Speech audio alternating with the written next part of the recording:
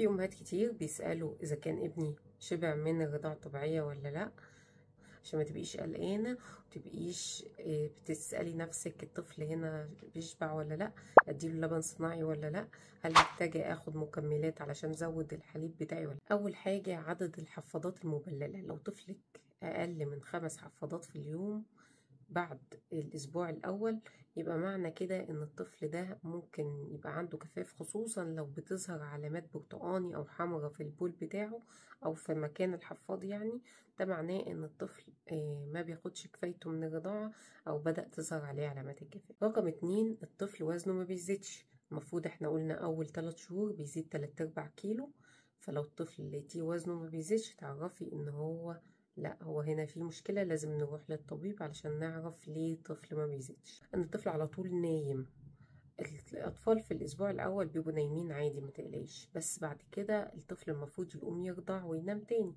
لو الطفل لا ما بيقومش وبينام طول اليوم وما بيبقاش عايز يرضع، لا هنا لازم نكشف عليه علشان نعرف ايه المشكلة، خصوصا لو كان عنده صفرة عالية. انه بعد الرضاعة بتلاقيه عصبي جدا وبيعيط، ما خدش كفايته، هتعرفي ان هو مشبعش او عنده مغص. لو انت عملتيله التمارين وبرضه وبيدور وعايز ياكل، هتعرفي ان هو مش شبعان.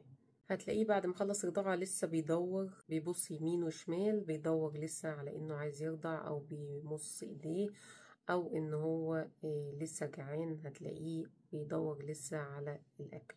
اسأليني اي سؤال في الكومنتس وانا هرد عليكي. لو عندك اي مشاكل في الرضاعة هحاول على قدر الامكان ارد على تساؤلاتك. ومتنسيش تعملي شير عشان لو في ام عندها مشاكل في الرضاعة يوصلها كل المعلومات